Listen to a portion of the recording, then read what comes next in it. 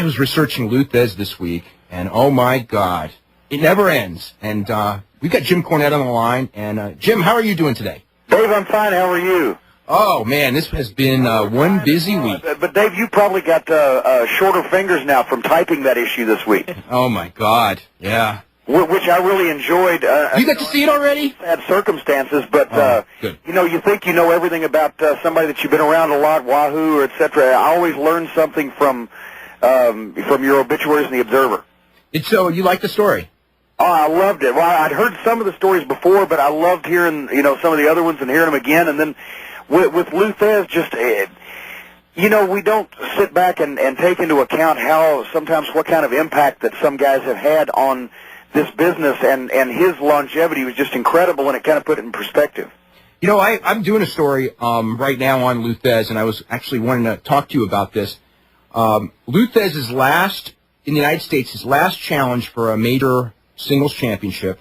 I think you were at the match because it was at the Louisville Gardens against Billy Robinson in 1980. It was the CWA Heavyweight Championship. Yep. It was in 1981 at the Louisville Gardens, and I was shooting pictures of the matches then, and got like a 6-page spread in Gong magazine in Japan for that match. Because it was, Billy Robinson, who was a great shooter and hooker, etc., in his own right, and Luthez, who was pretty well universally respected as the guy for so many years, even though he was 65 years old at that time. I'll never forget it because they went to a 15-minute draw, and I have to assume they couldn't figure out who was going to do the job, because elsewise a title match would have been a 15-minute time limit. But Thez wore Robinson out. Really? He was 65 years old. I mean, Robinson had a lot of stamina, and I mean, obviously he wasn't blown up, but he looked like he was sweating more than Thez was. And Thez was taking the over-the-knee one-arm backbreakers and just everything. And the greatest part about it was, because this is real close to St. Louis, Louisville, so Thez wrestled here for years on and off, through his whole career. So this one old man at ringside who was there, they built the gardens around him. He was always at wrestling, right? They're leaving the ring after 15 minutes. Thez, 65 years old, just went with Billy Robinson.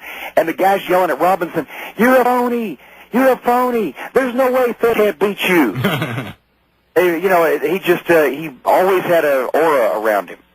What was it like again? Because how did the people react to this guy? Because it's just, like today, the idea of of course, Luthez wasn't a normal person, but the idea of a man of that age wrestling competitively at the top level against, the local world champion, it's just, in thinking about it, I mean, I was a fan when this was going on, and I remember this, and at the time it didn't seem that unusual because it was Luthez, okay? Right. Now we're 20 years later, when I think back on it, I'm going like, what were we thinking? This is insane. Well, the thing about it was, at that time, the average age of top guys was older anyway, because guys had longer careers, and it took them longer to learn what they were doing. Yeah, but 64, 65 years old? But, like Bockwinkel was the world champion when he was 50. For the AWA. That's true. And he was still a very competitive guy at that age too. Yeah, it looked kind of out of place, but then it was Luthez, and like I said, for like you said, for any wrestling fan, it's Luthez. Yeah. And for anybody else, once they started watching, they were going to go, that guy may be an old man, but he can go. It was almost amazing. Do you think guys lasted longer and were more mobile because they just didn't spend their entire lives on steroids? No, I think because they didn't spend their entire lives on the top rope. Yeah. I think that's had more to do with it than anything else. Everything's been speed up. Now an average match on Raw, if it lasts 10 minutes, they do what a 30-minute match would have done. They just eliminate everything in between.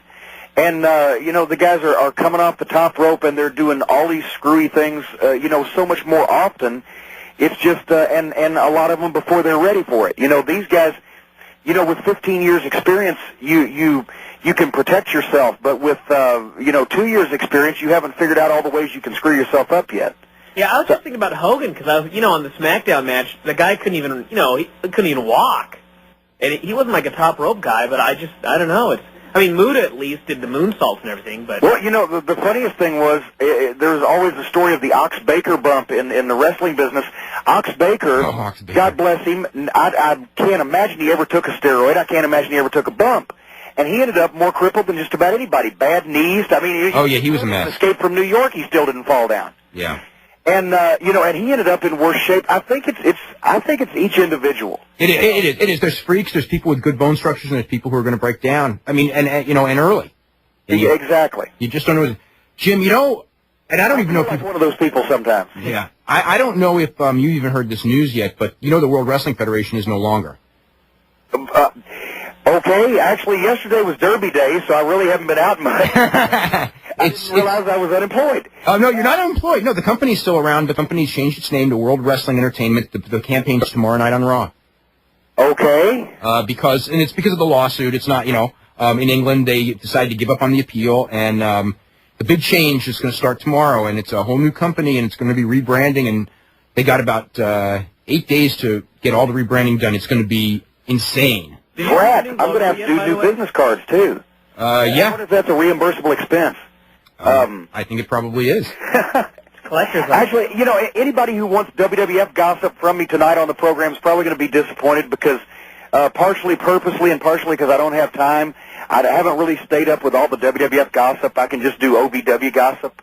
I think that's what most people want, actually. From you is OVW. Speaking of OVW, your next big show is going to be May 31st Yep. at Louisville at Kentucky Kingdom. And I know Mick Foley is going to be there. And where are you going? Any other stars coming in? Actually, for the 31st, Mick will primarily be, how do you follow that? Last time we had Ric Flair on Spring Breakout April 5th, and this time we're coming back with Mick Foley. And hopefully we're not establishing a precedent for ourselves that we can't continue to top all summer. It's going to be the rest of the OVW guys. Foley, possibly somebody from the HWA. I'm still putting everything together. But it's going to be a super event. And if anybody, also the shameless plug, let me go ahead and get it over with. If anybody wants to check out news on that, as well as, of course, our fantastic OVW television show, our website is ovwrestling.com. And I wanted to thank you and everybody else for the votes in the year-end awards we placed so highly. Our little bitty, local television show. I appreciated that. You should appreciate the listeners and the readers because I don't even think Brian voted. I voted. Oh, you did? Okay. Well, damn, Brian. And I did vote. Did you? But more importantly, did you vote for us? Of course I did. Okay. What, for Best TV Show? Absolutely. Oh, boy. EMLL was close. Oh, come on. Brian loves the EMLL. And EMLL's been really good over the last year. So I have to give him that. Let's see. Well, maybe you ought to create a Best English Language Television program category. Well, SmackDown had a good year last year. It's not having a good year right now in the ratings, though. Boy, I don't know what... Again, I don't want to get you on the spot too much, but Bill Goldberg, what's your thoughts? Truthfully, I've never even met the guy. So I can just tell you, what overall that I've been reading, that I've been hearing, is that he was making a lot of money. I don't even know what his contract situation is, but he was making a lot of money not to wrestle. Yeah, no, he's a free agent now. It's all been settled. Okay, it's all been settled. In that case, I think it depends on how much he wants to be a wrestler. How old is he? 35. He's 35 years old. I don't know what his injury situation has been in his football career and everything, but got a bad hand this week. He's been dinged up a few times in wrestling, and it may be a situation where does he want to wrestle? I don't think that the WWF, is going to hire anybody for any amount of money unless they think that guy's committed, to putting forth his best effort and for whatever term of the contract, 5 years, whatever it may be. Scott Hall. Let me cough up that dirt. No. So I think it would have to be, does Goldberg want to be a wrestler for that long? Because I've heard people say that he's not really gung-ho on the business, but I don't know that. So, if he wants to be, then I think he'd be worth the money. But if he doesn't want to be, or, doesn't want to hop into the rest of the program, I don't think it'd be worth it at any price. I think everybody has to be happy with it. Well, it's going to be really hard in this business right now to make everybody happy. Oh, it can be done. Now, we're heading to a break in just a minute, but real quick, is there any, as far as OVW is concerned, anybody to watch out for that's just showed up? We are actually just getting our new guys indoctrinated, and a couple of the folks that we got haven't been trained very much. There's a couple of guys I think are going to be, pretty good coming up, but I'm really excited about Nova. Okay. Nova's going to be starting next week, and I'm really excited about him. I've known him and his brother for a long time. Going to visit Dennis Corluzzo as often as I used to. I get a chance to see Donnie B, and I think he is going to be really a major bonus for OVW, a major plus. I always think, because I've known Jim Cornette since he was a young guy, that I don't think of him as being old. As an old guy. No, but all the young guys in the business kind of do, which is... Yeah, you know, it's like I'm the world's youngest old-timer or the world's oldest, you know, youngster. I don't know. I got the Dick Clark spot. Yeah, you know, the one thing, Brian said something on the show last week. I had never thought about this.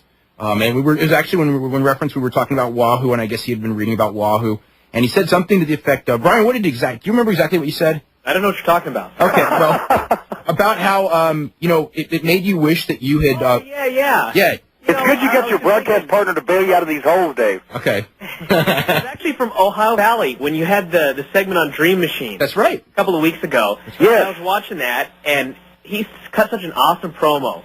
And I know Dave had written before about what a great promo guy he was. And to me, it was like, okay, the Dream Machine is a great promo guy. But I'd never seen it. And then I watched it on your show, and right then I just thought, you know, I just wish I were older. And I really liked some of this stuff. Well, you know, it's once again, it's kind of sad. You know, the best issues of the Observer happen when sad things happen, and you know, with our television show, you know, we air here in Louisville. Of course, for the people who subscribe off our website, ovwrestling.com, to the TV on video, it's only like $20 a month. I mentioned that, but anyway, for the past few months, what I've decided to do is every time something like this happens, I have a big videotape collection, and you know, I don't think that these guys get remembered as much as they should be. So even at first, we started doing it when somebody was big in this territory or worldwide.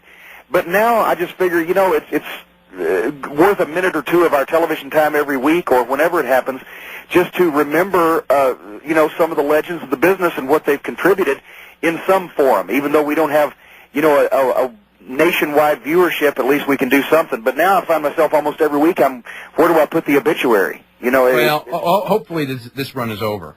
I would hope so. Yeah. Boy, I hope so. Have you ever thought of maybe putting like a 2-minute segment on every show, just spotlighting a different person? You know, yeah, but I would probably go nuts because when I go back in my old tapes, I want to play everything. I'd like to just rent TV time and just play all the old tapes again for people. Yeah. So I'm afraid I'd get carried away with it. Mm-hmm. And we've got so much going on, you know, with the new guys and with the guys in OVW now. A lot of times I'm shoehorning stuff in to try to get everything in a television show, and I don't want to short them their time now. Yeah.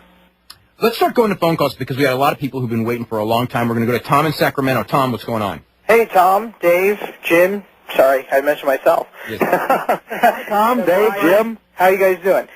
I got a quick mixed martial arts question, a quick WWE question. Okay. WWE, that's going to take a long time to get used to. Wow. He's already ready. Mixed martial arts question. If the Naoya Ogawa Hickson Gracie dream match were to ever occur, does Ogawa really have a chance in a real fight with Hickson? Because I only know much stuff, and I've seen Hickson go, but I haven't really seen Naoya in a shoot fight with the exception of the one Pride, and I think that was worked. And I think it was too. He's getting old. Hickson's 43 years old, and Hickson's 185 pounds. Ogawa is probably about 250 pounds, and he's probably about 32, 33 years old. He was a gold medalist in judo. It's not the same thing. I don't know. It's a kind of a freak match. You know, It's going to draw a lot, though. It's going to draw a lot of money. I sense it's going to be a really boring match because what I think will happen is that either Hickson's going to submit him, but you know, I don't know how Hickson's going to get him down because he's bigger. Mm-hmm. But Ogawa's not going to beat Hickson in any way, shape, or form. I just don't see it happening. Yeah. So it may go for like a really long time and be a boring draw, or Hickson may submit him because Ogawa's just makes a mistake. Yeah. And then my WWE question, and I guess Jim, maybe you can get on this. Would WWE ever consider going to like a round robin format for King of the Ring, like Champion Carnival and G1? Too complicated for our audience. Yeah, really. I think that's not a thing that's done in one night. Yeah. Yeah, I know that. I was just wondering. It was just because it would be something maybe to get, because mainly this is for mid-card guys, I noticed. And I just figured it would be something to maybe get, storylines going with these guys. Something, you can get something going after They just don't want the fans to have to think too much. Well, honestly, that's true. Japan is a whole different culture and a whole different audience, and I don't think anybody over here wants to watch any kind of entertainment or sporting event with a notepad. Yeah. Yeah, we have to, though. Yeah. But no, I agree. I totally agree with you, though. In fact, one of my qualms is that if I have to look it up in my notepad and I don't remember it, then it didn't get over. Yeah, exactly. That's like my school of thought when it comes to wrestling. And if you were having to keep track of wins and losses and et cetera, without it being, I think tournaments when they're on television and when you can say so and so advanced, a single elimination tournament, I think those are fun ratings getters or draws or one night things or whatever. You can do a lot with them, but when you go on a point system and different points for different decisions, you're getting into brain science there. Yeah. All right, that's all I've had. Thanks a lot, guys. Okay, thanks very much. We're going to Rondale in Long Island. What's going on? Hello, Dave. I have two questions for you. With the recent crisis in the Catholic Church, it reminds us... I got him quick. Let's go to Virginia Beach, Virginia. And Matt. Hey, guys. Hey. I was just going to tell you what I think I found out about this whole WWE thing. Uh-huh. Right now they had the original thing, which was WWFE. Mm-hmm. And I think what's going to happen is when they say it on TV, it's going to be WWE just because they need that third letter. But when they say, like, the title is going to be the World Wrestling Championship. World Wrestling Entertainment. Still say World Wrestling Federation. I don't think they can still say it. I don't think they will, though. Well, I went to the WrestleMania history website, and they had like changed all the references, and it says like Vince McMahon, the World Wrestling Chairman, and Austin wins the World Wrestling title. Wow. And then, so I'm thinking, that's why that logo, it looks like they just chopped the F off the edge. Oh, they may, you're right. They may just call it World Wrestling, and then World Wrestling Entertainment will be the three-letter word. Right. Actually, I don't think it really makes much difference if they drop a letter out of the name, as long as they don't drop any numbers out of our paychecks. Oh, but think of all those T-shirts, and I'm serious. Think of all those T-shirts that have been made, videos, upcoming advertising. This is a huge deal. Yeah, that's what I was thinking. They're going to issue a recall on all the merchandise they've released in the past 30 years. No, but I don't think they can sell any new ones. And all the stuff that's in the warehouse, I think they got to burn. Seriously. Maybe they can just give it away. Yeah, I don't know. I understand they've got like 400,000 or 500,000 of the Jim Cornette dolls that Target wouldn't take for the $1.99 clearance. We might be able to get some of those cheap. Oh my God! I think I got my royalty check, paid them. Oh, for the dollar. It wasn't a big seller. They made my gut too big. Also, it was after I'd lost weight, and they really, made me too fat. Dare they? Oh my God! I think it was Paul Bearer's body. I'm not sure. Oh, that's scary. Okay, well that's all I have to say. Thanks, guys. Okay, thanks a bunch, Matt. We're going to Ed in San Antonio. Ed, what's going on? It's going pretty good, guys. How you guys doing? Doing really good. What I want to talk to Jim Cornette is earlier you were talking about taking pictures at the Luthez-Billy Robinson match, and what I would like to know, what I'm curious about is, were you a freelance photographer or did you work for the After Mags? Well, actually, it's the same thing. The After Mags, as they were called, didn't really employ more than a few photographers as staff people. They had somebody in each territory that they could rely on to send them pictures, and I was one of those folks for the Memphis territory. So. I was a hanger-on. I wasn't really a freelance. I was like an indentured servant. Whoever ran wrestling in Louisville, I was going to somehow be, indentured to them. And it just happened to, thankfully, be Christine Jarrett. So I was able to, to be close to the business from the time I was a teenager. The magazines in Japan, Norm Keitzer's Wrestling News, Bill Apter's magazines, anywhere I could send pictures, the program here, etc. I was all over the place. Okay. And now, were you pushing to be part of the programs, or was that something that they came to you and asked you to be part of the show? To be a manager? To be a manager. Actually, I was just hanging around, hoping that I would actually be able to do anything. I never really thought that they would actually let me do something important. And then, as a matter of fact, Jerry Jarrett came to me, and the rest, as they say, is history. But yeah, they asked me, which at that point, only the people who did my shorts will know how scared I was at that time. Okay, and one more question. You guys have talked a little bit about Luthez, but could we get your opinion and your thoughts on Wahoo McDaniel? Yeah, Jim, talk about Jim knew Wahoo. Jim worked with Wahoo a lot. Yeah, it was funny. I was talking to some of the guys, and we were telling old stories about, Wahoo was hilarious, and he would tell stories on the plane, and, his hunting and fishing and golfing and false stories. I mean, he did everything. But also, I was telling Dave on the phone, as a matter of fact, when he asked me, called to talk about Wahoo, a lot of people these days, and I think that you mentioned that this week in the Observer, Dave, is why he hasn't been in the Hall of Fame yet. A lot of people these days remember Wahoo's entire career just from the last 3 or 4 years he was on, TBS television when he was working for Crockett, when he was at the end of his career and he was heavy and he'd slowed down. But he was a tremendous athlete. I mean, he was unbelievable. And we went back and got some of the older tapes to, put a little something together for our television show. And I think if the people remembered that Wahoo, he would already be in the Hall of Fame. But he was a something to look forward to watching. I'm sorry? It's something for us to look forward to watching. Exactly. Yeah. I think maybe next year, things may be different. Mm-hmm. And Dave, since I'm a subscriber, do I get a vote on the Hall of Fame this year? No. Sorry. I thought it was for your readers. I didn't know it was for celebrities. No, it's for people in business and reporters.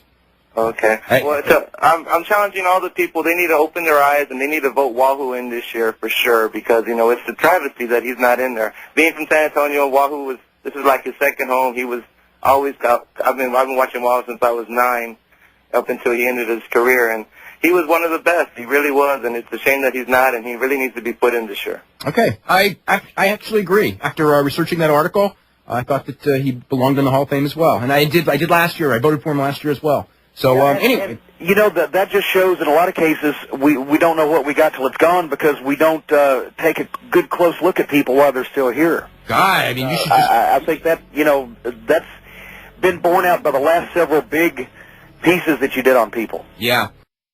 I want to get to Trent right away. Trent, what's happening? And not too much. I got about 30 questions for Jim. So okay, go ahead. Okay, I'll try to be as extemporaneous as I can about each one of them. Okay, back in '97, you were in charge of the light heavyweight division, I believe. Well, actually, that's a fallacy, but somehow I got tagged with it. Actually, I was just the one who called all the guys up and told them when to come to TV. Okay. Somehow it all became my fault. But that's neither here nor there, is it? Who's fault this time, and when do you think those legs will be cut out of the division, or do you think it will actually be given a shot, or what can be done to... the only thing I can go on is what I've been told, and what I've been told, they're interested in having it, and they want to give it a chance. I think it all depends on who the cruiserweights are. I think that will tell whether it gets over or not. They've got enough guys in the WWF that the cruiserweights can be protected to the extent that they don't have to wrestle the Big Show to look like little. Thank God. So the only thing that remains to be seen then is who are the cruiserweights, and I think Rey Mysterio. I've heard that they've been talking to him. He's going to sign a contract. Something was on the Ross report. Whatever. I think if Rey Mysterio is part of it, it's going to be dynamite. I've always enjoyed him. I think of the luchadors that came to WCW, he's the one that got over because even though they all came in with masks and they all came in with the same kind of style, he just has the whole package. He's like Tiger Mask in Japan was originally. In a sea of flyers, he still stands out. Yeah, definitely him and Ultimo Dragon are the two that really got the biggest rub from the Bischoff days there. What are your thoughts, or what are the thoughts of the OVW boys on how Rico, Orton, and Lesnar have been used so far? Well, I'm really proud of them. It's kind of like watching, your kids go to college or whatever. We're all really proud of them down here. Of course, the folks who subscribe to the OVW TV show on videotape at ovwrestling.com for only the low price of $20, they know how good Randy Orton and Rico and Brock Lesnar have been since they came here. Randy, specifically, I watched SmackDown the other night to see his match with Hardcore Holly, and I thought it was just tremendous. He's wrestling like a veteran. He's wrestling like he's 35 years old, but he's still got the body of a 22-year-old. He's got 2 years' experience. I think Randy Orton is going to be a huge prospect for a long time to come. When they do that intro in the second hour, like it's a new show, I feel like I'm transported back again in time to Georgia Championship Wrestling, where Jim Cornette will remember this. When this show first went on cable a long, long time ago, it was a 2-hour show, but they treated it like 2 one-hour shows. And after the first hour, they would sign off. Gordon Solie would say, "So long, see you next week." They'd have a commercial, and they'd come back, and they'd open the show, and he'd go, thank you, and welcome to... And I'm going like, what is this? I never got it. Well, exactly, but the show serves several purposes because they... Oh, you're going to explain this to me? Okay. For some syndication some places That's true. Around the territory and blah, blah, blah, so they split it up like that. Okay, we are going to go back to Trent. Trent, what's up? Just a few more questions. Actually, I droned on and had diarrhea of the mouth, and it took too long to answer Trent's question earlier. But yeah, we're proud of Brock and Rico and Randy, and they've looked tremendous so far, and looking forward to seeing Ron H2O Waterman when he debuts on television. I don't know when that will be, but he's been doing the weekend events for quite some time, and all four of those guys really worked hard here, and we're glad to see them getting some success. It's really too bad that Lesnar hasn't been there long enough, because really he and Hogan, just before Hogan really starts to fall as far as importance, that'd be a feud that would definitely help Lesnar. Hogan needs to work with Benoit and Lesnar and Jericho, not Austin and those guys. So I don't think it's going to happen though. Yeah, no, I agree, and it is too early for Lesnar to be married to Hogan at this point in time, but yeah, hopefully that does happen, before it's too late.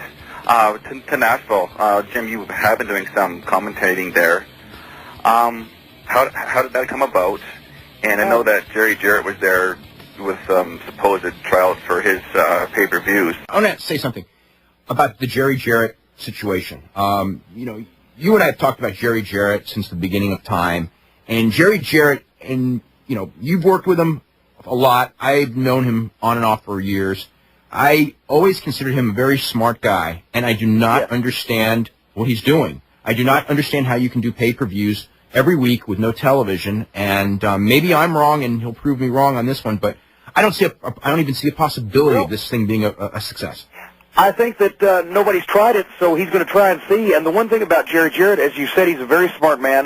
He's the guy that first got me in the business, which shows his brilliance right there.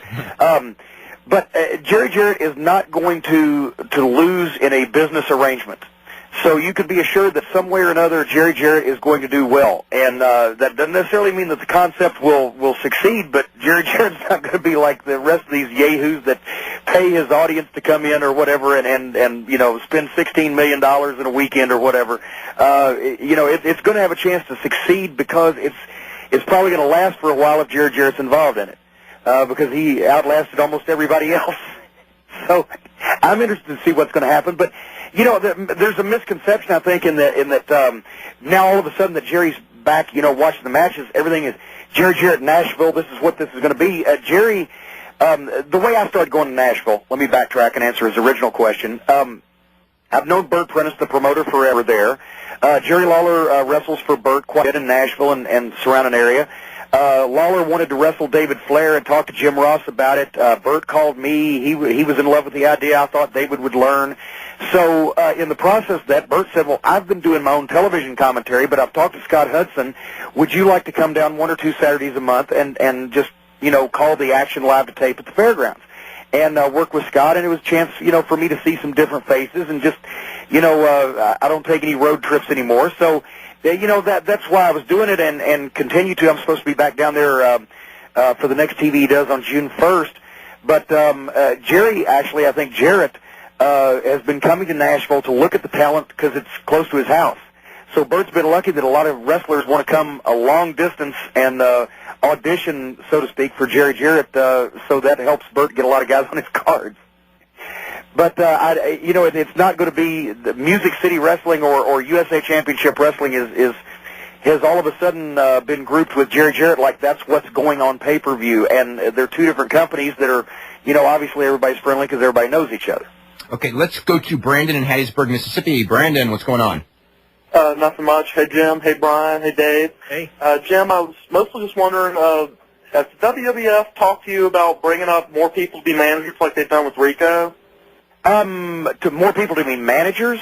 Like training guys in managerial roles. They actually haven't been doing that too much. Actually, Rico's original focus obviously was not managing. He's actually, I think Rico does great with Billy and Chuck because he gives that team some contrast. I would rate, Rico's ability in the ring concurrent with theirs. I think that's going to be something that down the road, hopefully they'll have some six-man tags where everybody can see that Rico is a heck of a wrestler. But that's just kind of the spot that fell in front of him, and I think he's doing a real good job with it. I think he's doing a really good job, too. I wish he would get in the ring, but he's doing good with what he's got. I was just wondering if they were, Paul Heyman is working with Brock, and that's working out. And Rico's working with Billy and Chuck, and that's working out. They were just talking about bringing people up to be managers. No, they haven't, but that's not to say that they won't. Maybe if it works again. Hey, we always said managers would come back without having to get, breast implants. And, now all we got to do is either have really bad sideburns or wear a really crummy suit. Okay. Like that. Let's go to Matt in San Francisco. Matt. Right over his, okay. I heard that. Let's go to Matt in San Francisco. Long time no speak, Dave. Hey, what's up? How you doing, Chico? Hey. Hey, Jim. Hey, Chico and the man. Yeah. Hey, Chico is the man. Got a question for you, Chico. Does ICW have a website up there? WrestlingWarriors.com. Okay. I created you in the SmackDown game on PlayStation 2. Oh my God, he's in the game. Your finisher. What's my finisher? Yeah. Super kick. Use that one. Okay. Sweet Shannon music. Cool. Very low impact. Question for Dave. Are Yes. you going to the Pro Wrestling Iron Show on the 31st? No, I'm not. But I will probably see a tape of it very soon after the show. Yeah. I know they're bringing in Too Cold. He's in for the weekend. Yeah. Maury's going to be in town. I know he's going to work. Oh, and Maury's working the show. I knew he was coming in. I didn't know if he he's was there. He's going to be there. I don't know if he's going to work. But Yeah, I knew he was going to that show, and he's going to one of Harley Race's shows as well. I don't know if he's going to work either on either of those shows. Any word on who else would be on the shows? Just guys that used to work for APW. I think Steve Rosano's coming back, and Max Justice, and people like that. Mm-hmm. Have you seen anything on Tommy Drake? I'm sure I saw him before. I haven't seen anything lately, though. I heard he's improved since the last time I saw him, though. Oh, they retrained him, and you know how good of a trainer Mike is. Mike's a really good trainer, yeah. It has been Mike Modest, for those of you who are thinking that we're talking in some inside language. about a year and a half ago, we were talking about Mike, getting into the big time somewhere, and he just couldn't break through. Well, he finally did. Finally, and it's just amazing the stuff that him and Donovan and Bison are doing without Roland. Yeah. I don't know what's going on with that war because since King of the Indies, there hasn't been a big indie show in the area. Has Roland done a show since then? Because I know he was doing one really soon. He's got Terranova coming up in Pacifica. Okay. Which he's bringing in some names. It's really shocking when you think about it that someone is able to run a successful wrestling promotion without the expert guidance and counseling of Roland Alexander. Yeah, and be nice. Let's not bag on the guy. I mean, he's entertained us for years. No doubt. Great product. Yeah, that King of the Indies was awesome stuff. I agree. No doubt about that. I agree. That was a hell of a show. I can't wait for the next one. Yeah. I still haven't gotten my tape, though. But I want to see Brian get stiffed. Well, you won't see because it's not on there. Brian got cut. Let's go to we got to go to Dave in St. Louis. Dave, what's going on? Yeah. I think it's kind of lame how they made it WWE.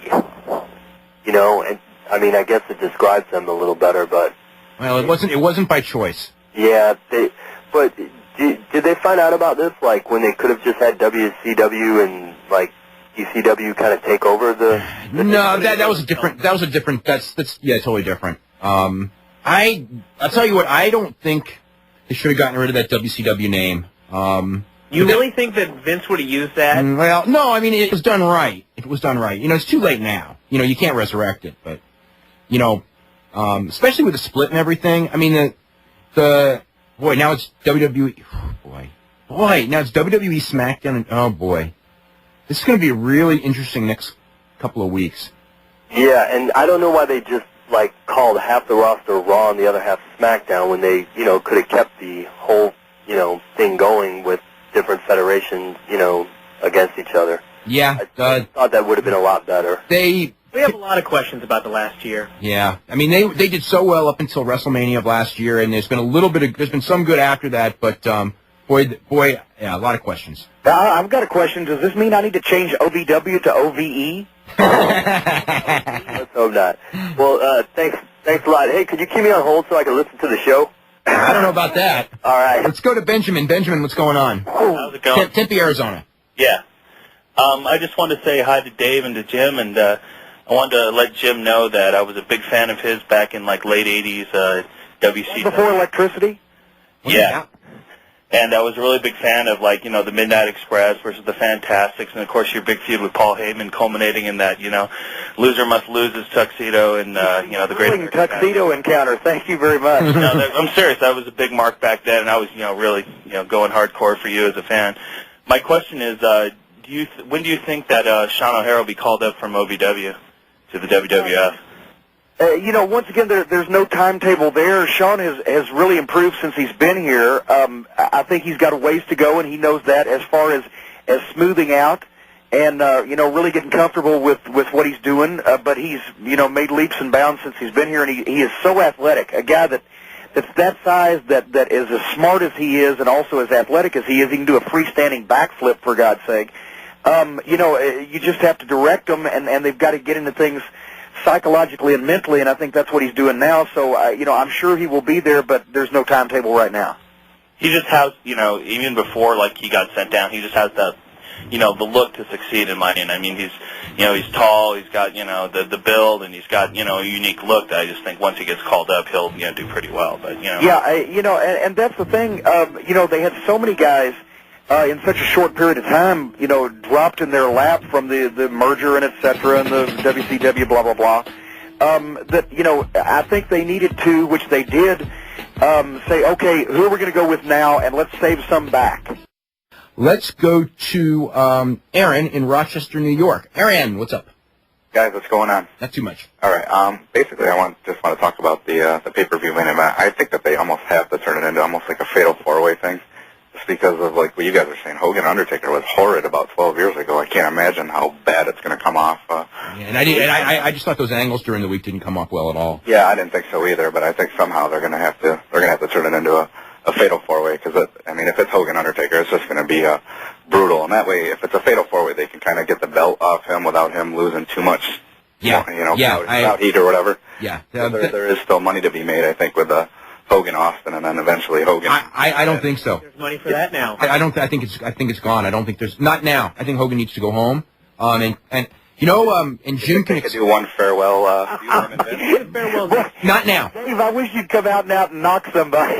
No. I mean, okay. He needs to go home now. He does. He needs to go home now. He just needs to go home now. I mean, there's just no way around it right now. No, the thing is, the only person that ever told me that was Ole Anderson when he closed down the Tennessee branch of the Georgia Territory in 1983. He came into interviews one day and told us all, don't do this anymore.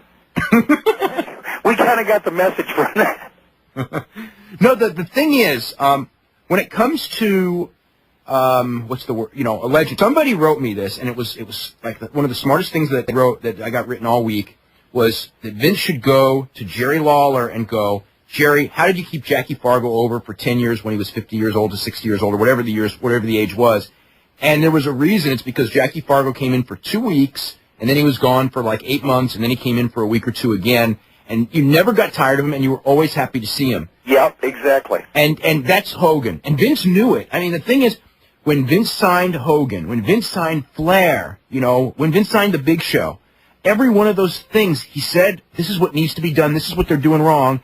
And in all 3 cases, he put them on TV week after week after week. And I think Flair's done okay because Flair's such an incredible interview. But, in the case of Hogan, he overstayed his welcome. I mean, by 1 week, and now every other week is going to be another week. And Big Show, the guy was great, but he should be, I guess it's a different business. You can't do what you did with Andre because there's no territories. Yeah, well, that's a big problem in that Andre never overstayed his welcome because he was traveling all over the country. Yeah. And, the Big Show, he's the world's largest human being. And legitimately, how much jeopardy can he be put in? But by the same token, less is more in that when you see him every week, he becomes one of the boys instead of larger than life. Yeah. Because he is larger than life. Yeah, much larger. One more question. That's the problem. Go ahead. Do you think they're going to have Edge go over Angle in about 2 weeks and shave Angle's head, or what do you think with that?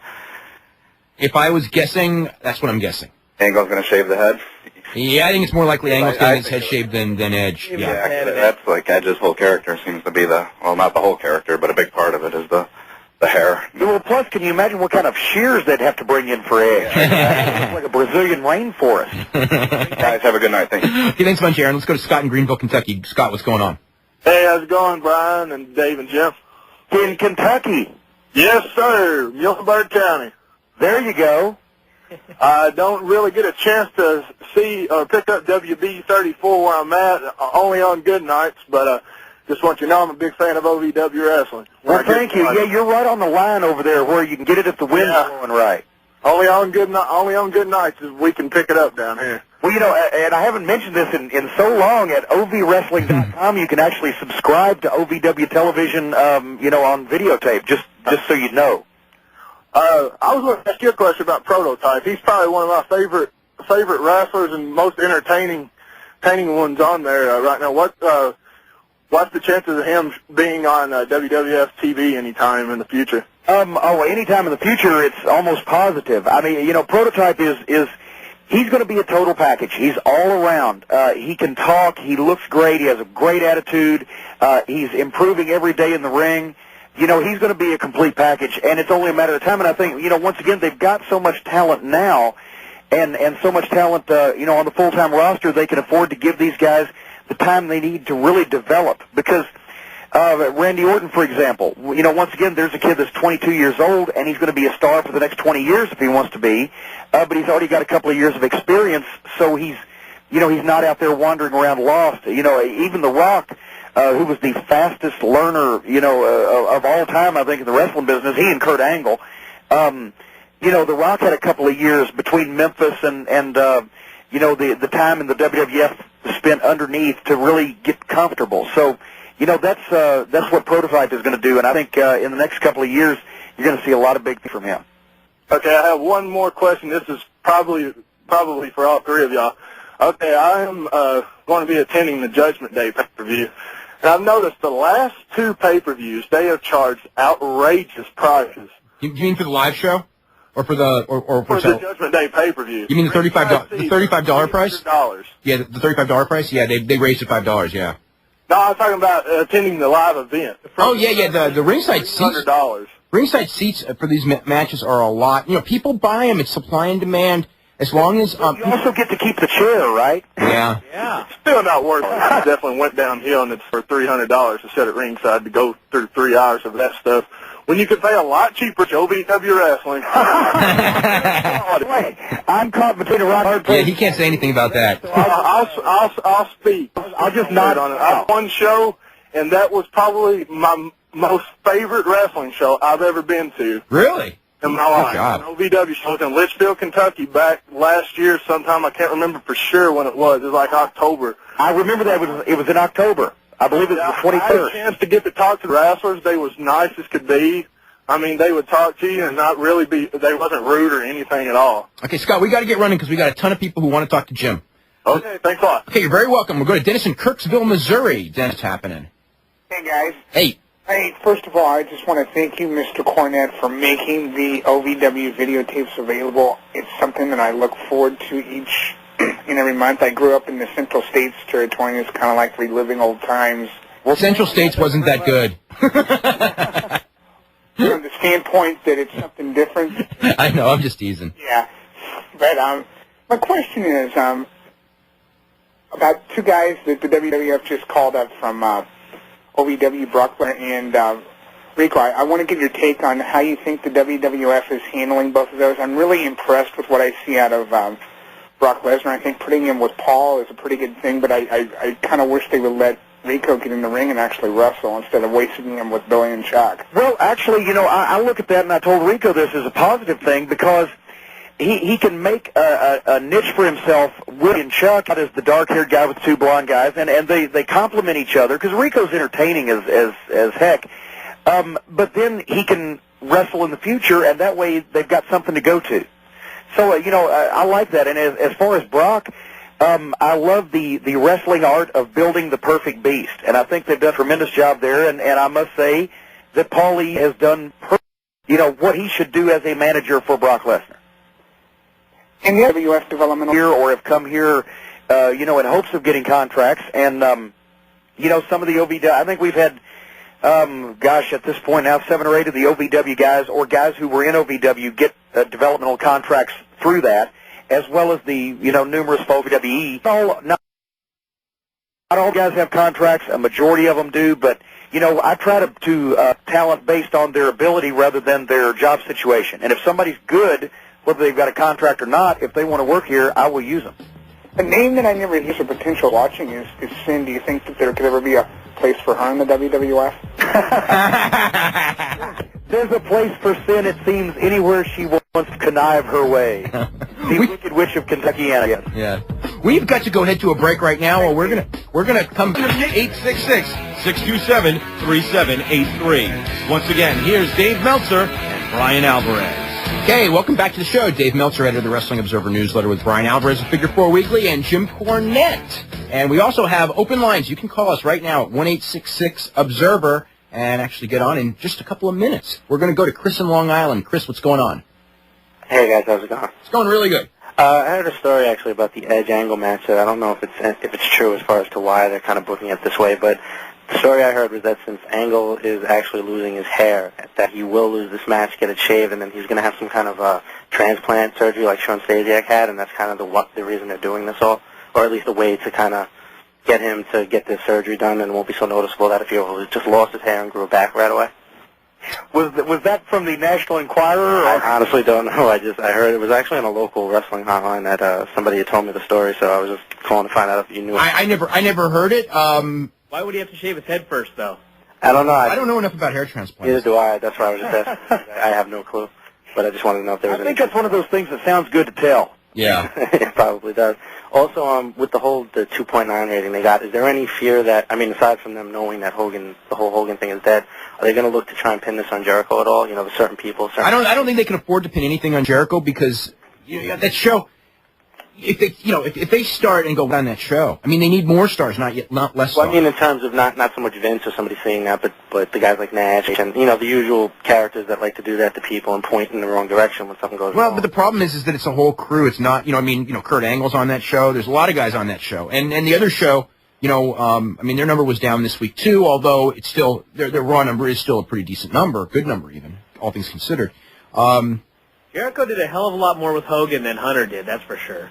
Yeah, but I think everybody gets wrapped up too much in the minute-by-minute, quarter-hour ratings, meaning this and meaning that and meaning the other thing. We had a deal here one time where the cable company's hookup went down and our TV station broadcast a color bars for 16 minutes, and it was our highest-rated quarter-hour. Uh-oh, that's scary, though. The ratings are, people are falling asleep with the TV tuned to something, and, so all of a sudden... That's actually true, because I do fall asleep very often to some of the late shows and stuff. I don't know what that means, but, like the Letterman ratings and things like that. I wonder if they include people who are sleeping. Chris, anything else? Yeah, I had one other question actually about the Cruiserweight division. I heard that they were going to maybe not put it on hold so much as not having title matches, but as far as calling up new people because they've been debuting so many people like Orton and Rico and Lesnar and everybody that they were going to hold off on bringing up some of the guys from OVW and expanding the division. I don't know if there was. I don't know about OVW. The guys that they're probably going to be in first would be Mysterio, Jamie Noble, and Shannon Moore, and My impression. That's what I heard, that Noble and Moore were going to kind of be put on the back burner because of all the other call-ups that they brought up. Those were the two names that I actually did hear when I heard. You may be right, but I had actually heard that Noble and Moore are going to be starting on the road in a couple of weeks, which doesn't mean they'll be starting on TV, but it means that they're getting ready for them and they want to see them on, and everything. I think it just depends on how, things naturally progress. If you want to do something and you find you don't have time this week to do it, instead of doing it halfway, just wait till next week. And, I think everything will work itself out. Well, it's better not to rush. I think we've learned that one for sure. Yeah, that's always been my formula. Yeah. Also, is there any chance of Dean Malenko coming back into the division, or is he retired? There's a chance, but I don't think a good chance. Did he retire kind of by force or by just... I think by choice. Certainly not by force. No one told him to retire. I think the deal was that an agent's job opened up, and, he's 41 years old and he doesn't want to be crippled. And it's a good time to get out when he's still in one piece. Okay, and I just want to give a quick plug for the ObserverLiveChat.com, and that's it. Thanks for taking Okay, cool, Chris. All right, we're going to go to Detroit and Craig. Craig, what's going on? Hey, how's it going? Going good. Good. I just have a question. I was wondering if there's any plans for Ultimate Warrior coming back to the WWF. None that I'm aware of, and that one would really surprise me. That's a name that I never hear. Today, that'd be surprising. Yeah, I mean, like when he went to, I think that he really killed himself when he went to WCW, and He killed himself? yeah, I mean, he was a 1 week. No, he didn't kill himself. Wait, stop. He was a 1 week wonder. He was a 1 week wonder. You know, when him and Hulk Hogan didn't draw a good buy rate. He killed his dwindling appeal. Yeah, I think that everyone kind of realized that, you know, the day of the Ultimate Warrior was over. Is he black? He said he's got a retirement home on the planet Zambodia now. Is he a black guy? Let's go to Nick. What's going on? Not much. I was wondering what type of stuff a person should do if they want to get on the writing team, the booking team. Like, what kind of career path do you take to get to that point? That is a real tough one because there's really no answer to that. Right now, I mean, like the last guy that they hired, and he knows wrestling. You know, he's a smart guy when it comes to wrestling, but he worked on the show Friends. Oh, really? Yeah, which is so just like TV production, is that probably the way to go? Or I would say TV writing, and I think it's real helpful to would work. What? A career in politics, that would prepare you. Yeah, I think that, that probably would. I think studying wrestling like a lot would really be of assistance, but they don't think that sometimes, so I don't know. It'd be a detriment. Yeah. Okay. That's all I wanted to know, I guess. Thanks a lot. Okay, great. Let's go to Mike in Atlanta. Mike, what's going on? Hi there. I'm wondering, now the SmackDown crew wrestles house shows on Monday nights opposite Raw, correct? Yep. Are they making a lot less money than the Raw crew as far as house shows are concerned then? Or is there any... Because of the Monday, the SmackDown crew is drawing less than the Raw crew right now, yeah. Are the contracts based on percentage of the gates, though, or not? They've got downside guarantees, but almost everybody makes more money when they're on the road than their downside guarantee. So the SmackDown guys, generally speaking, for the last month, are going to be making, oh, God, I had the number. Probably 15% less than the Raw guys. Okay, so are people going to be upset about working SmackDown? Does Raw have a show opposite SmackDown, or have a house show opposite SmackDown? No, they don't. The Raw people don't work on Tuesdays, no. Oh, but they don't Thursdays, though, either. Or do they? No. The Raw people... when the moon is blue. The Raw people work, was it Friday, Saturday, Sunday, Monday, and the SmackDown people work Saturday, Sunday, Monday, Tuesday. Okay, so is there any effort by people on SmackDown to not be working SmackDown? Is that something that they're not concerned with? Can I answer that one? If anybody in this business is smart these days, there's not any kind of effort to not work anything. No kidding. That's true. Okay, well, that was really all I asked. Okay. Jim, you don't ever watch Tough Enough, do you? Let me cough that dirt up again. Actually, no. It's kind of like if you're a policeman. I've had a lot of policemen tell me they don't watch cop shows.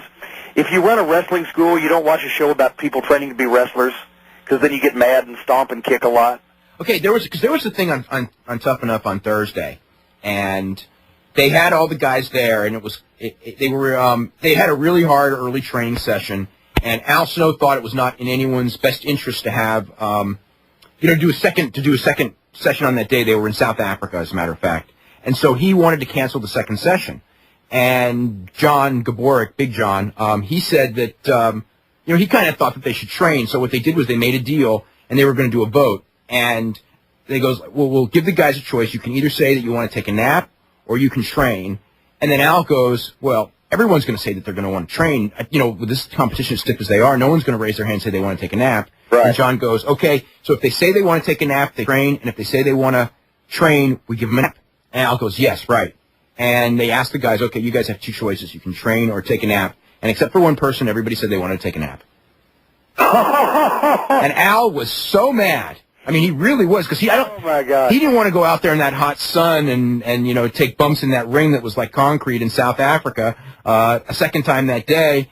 And and as it turned out, they didn't train anyway. But South Africa to begin with, a free trip. See, that's one of the reasons why a person who runs a wrestling school should not watch Tough Enough, because if somebody walked into OVW and told Danny Davis they want to take a nap, I don't believe there'd be enough left of them for the buzzards to pick. There's plenty of time to sleep after you retire. If you want to get in the wrestling business, sleep is not, a high priority. Dave knows that one. God, I never sleep. What kind of advice would you give people that want to try out for Tough Enough 3? Because they're going to do that third season. That's right, they're doing a third season. So what was the question? What kind of advice would you give guys that want to send in tapes?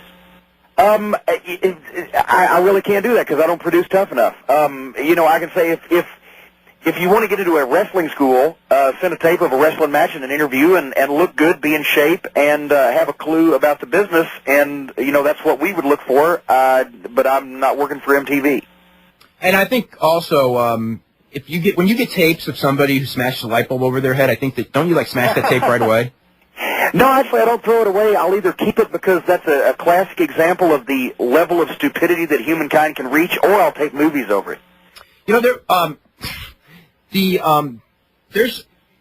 do you think? As far as in your area, there's promotions that do that stuff and everything like that. Ian Rotten. Yeah, Ian Rotten, for example. And, it's a different version. It's a different version of wrestling.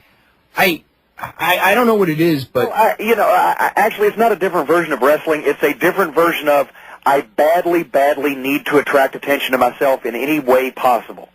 I want to prove that I'm cool to my girlfriends or my friends in college or my buddies that work at the Jiffy Lube with me, and so I'm going to bleed all over myself and dive into very sharp objects and cripple myself and look like a goof doing it. It doesn't take any skill. It's not going to get you a job in the WWF. It's going to get you, laughed at by everybody in the business that's really in the wrestling business, and it's not the way to go. But, these guys, they're either going to try it because somebody convinces them that they'll be big stars in wrestling, or they're going to try it because they know they can't be big stars. Like an Ian Rotten, I'm a big fat tub of goo, so I'll mutilate myself because then somebody will pay attention to me. Well, that was nice. Let's go to Chris. Unfortunately. Let's go to Chris in Indiana. Hey, Dave. Hey, Brian. Hey, Mr. Cornette. How are you? I'm doing well. I have a question about, I may have heard this statement on one of your shoot interviews from back in the Smoky days, but not the Smoky arenas, mind you, but Smoky Mountain Wrestling.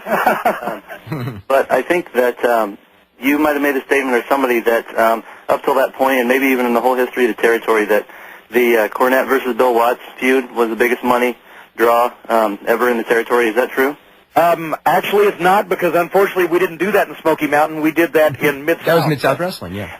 Yeah, that's what I was told at the time that we were in the middle of it, is that that no series of matches. We did $1.2 million at the gate in 14 days in cities that, we had Houston and Oklahoma City, but we also had Greenwood, Mississippi. So it was, to my knowledge, the biggest money program that... I think that was the biggest program that they ever did in their territory. Wow. Yeah. Well, props out to you then. Thanks. Okay. I wish to God we'd done it in Smoky Mountain. You'd still be in business today, because you couldn't lose money that fast. I couldn't lose that much money that quick. Hey, yeah. Well, we can talk about that in a second. It's really scary though about wrestling, about how much money some of these people burn through. You went through money in Smoky Mountain too, but it wasn't like it was $2.5 million a quarter. No, it's unheard of. I don't even know how they can do it. I wish they'd call me. I'll give them some ideas and my address, for the checks. Tom, Huntington Beach, California. What's going on? How you guys doing? Doing great. My question is really, why didn't WWF go back to their old standby of Titan Sports Incorporated instead of changing to the WWE logo and name? It's not. It's Titan Sports was never like initials though. It's the WWF initials that they had to drop. Do you think it'd be better if they went back to Titan Sports because people are still familiarized with it? I don't think that, well, no one was really, Titan Sports wasn't really the name brand. It was really World Wrestling Federation that everybody was familiar with. Why not WWFE? Probably they just wanted to do 3 letters. They could have done WFE. Sure. That's true. And my second question is, where's WrestleMania going to be next year? I don't think they know yet. They don't know yet? I don't think so, no. Will it be a big dumb show, or think they can't get any fans anymore? Who knows about... I will not make any predictions for a year from now. I think for the foreseeable future, the WWF can fill up a dome anywhere, just about anywhere, just simply on the event. Yeah, well, as far as WrestleMania goes, that Toronto thing, we were worried about Toronto, because that was, when they put tickets on sale, it was kind of like a lot of business was down. It was like, I think, in the fall. And they went and sold it out, all the tickets that they had, the 50,000 or so that they had the first day. They sold it out in 2 days, actually. I can tell you from being there, if they could have got another 30,000 people in the building, they probably could have sold the tickets. Easily. Easily. So, but again, a year from now, I don't know. You drove up there, didn't you, Jim? Oh, yeah. That's only 650 miles from Louisville. That's all. All right, thanks, guys. That's part of my my new plan in life is no more airplanes. Okay. Well, we are... I hear that music. That means that we're out of time. Jim, okay, real quick. Why no more airplanes in life? Just trying to cut down on stress. Hate being in the air. Hate airplanes. Hate flying. Okay. I'm a much happier guy when I can buzz through the Wendy's drive-thru at will. Okay, Jim, I want to thank you so much for doing the show. Thank you very much, Dave, for inviting me. Thank you, Brian. Okay, we'll be talking to Jim hopefully real soon on the show again. Next week, Bill Goldberg.